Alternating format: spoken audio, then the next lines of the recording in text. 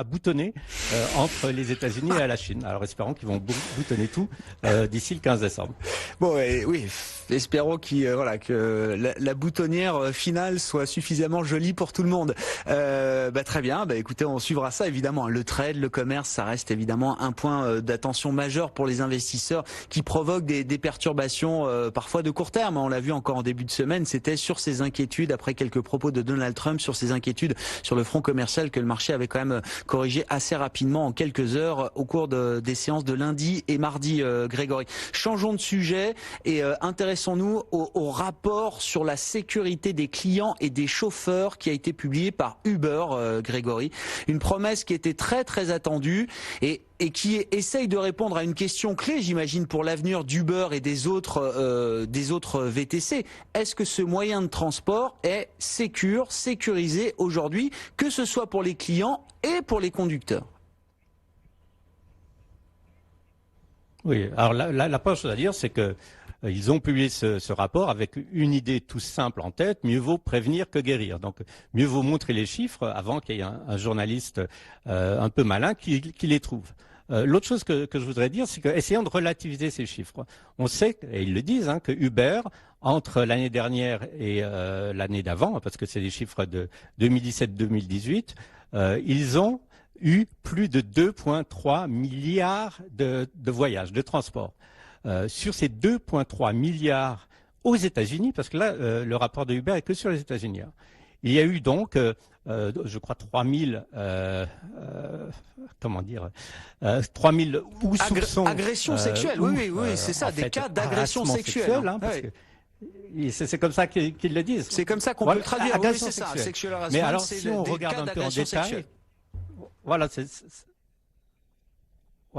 Si on regarde vraiment dans le détail, on va voir plusieurs choses. De ces 3000 agressions sexuelles, en fait, il y a des viols, évidemment. C'est la plus grave des agressions sexuelles. Il y en a 230. Donc là, c'est déjà un chiffre qui est moins important. Ce qui est intéressant aussi, c'est que dans le cas d'agression sexuelle, il n'y a pas que les chauffeurs qui agressent les passagers. Il y a aussi les passagers qui agressent les chauffeurs ou les passagers qui agressent les gens avec qui ils sont en voiture. Et d'une façon assez importante, puisqu'en fait, donc, 40% de ces agressions sexuelles ne sont pas dues aux conducteurs, donc sont dues aux passagers.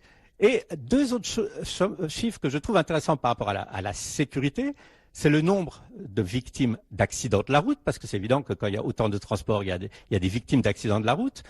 En 2 ans, 57 victimes. Ça semble pas être un chiffre très très important. Je n'ai pas de comparaison vraiment facile à donner, mais ça semble être un chiffre qui montre quand même la sûreté du transport. Et un autre chiffre, en 2 ans, 9 meurtres. Alors ça, évidemment, c'est très très choquant.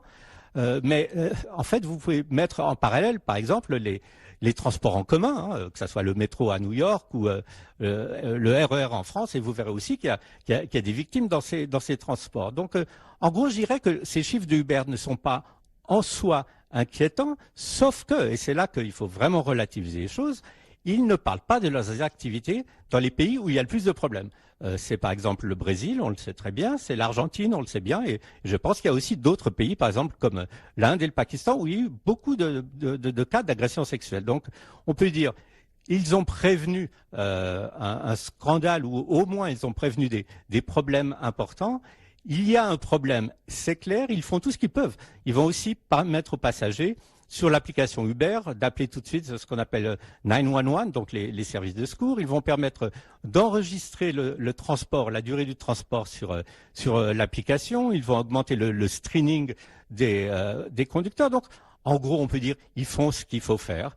Et ça met plus en lumière, en fait, la réalité de notre société, où il y a quand même encore beaucoup, malheureusement, d'agressions sexuelles. Oui, c'est ça, effectivement. Uber est à l'image de la société, c'est ce que disait le chef legal de Uber, celui qui s'occupe des affaires juridiques d'Uber, voilà, et qui fait ce constat-là.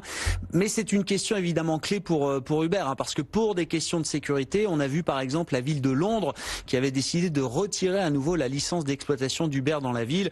Uber fera appel de cette décision, mais voilà, on sent qu'ils ont besoin quand même de prendre le taureau par les cornes et déjà de montrer quel est l'état de la situation et puis de prendre les décisions qui s'imposent. Grégory, un mot encore peut-être d'une entreprise alors que je ne connaissais pas, mais c'est le Sephora américain. Grégory, on est dans le domaine de la distribution spécialisée pour les produits de beauté. Alors là, visiblement, les résultats sont excellents. Vous me dites, Grégory, pourquoi les résultats sont aussi bons et sur quoi reposent ces résultats excellents du Sephora américain?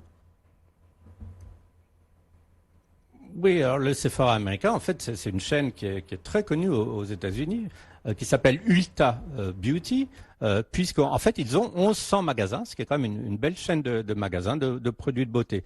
Ce qui se passe, c'est que tout le monde savait qu'il y avait une décélération des ventes au niveau des produits de beauté, mais surtout au niveau de tout ce qui est le maquillage. Et c'est très intéressant de lire ce que dit Ulta Beauty. Moi, je suis pas du tout un spécialiste du maquillage, mais ce qu'ils disent est très intéressant. Ils disent qu'en fait, oui, les produits de beauté, maquillage sont en train d'avoir un ralentissement des ventes relativement important, mais par contre, c'est totalement compensé par les soins de la peau, les soins des cheveux, tous les produits naturels que les gens achètent, non pas pour cacher, je dirais, ce qu'il faut cacher sur leur visage, mais au contraire pour essayer d'améliorer la santé de leur peau.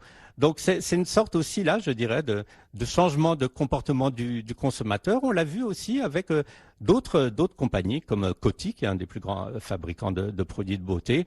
Donc il faut dire en fait le nouveau consommateur produit de beauté a plus en fait en tête soins de beauté que maquillage, et je dirais ça a peut-être des implications assez importantes pour beaucoup de compagnies. Ah, on peut imaginer effectivement les nouvelles consommations, les nouvelles tendances de consommation dans le secteur de la beauté. Ben, on suit ça avec vous. Ulta Beauty aux États-Unis. Bon, on a des spécialistes chez nous. L'Oréal en étant un d'envergure mondiale sur les nouvelles tendances et les nouvelles modes en matière de produits de beauté. Merci beaucoup Grégory. Grégory Volokin avec nous en duplex tous les jours dès 16h dans Intégral Bourse pour commenter l'actualité des marchés américains. Le président de Mescard Financial Services à New York.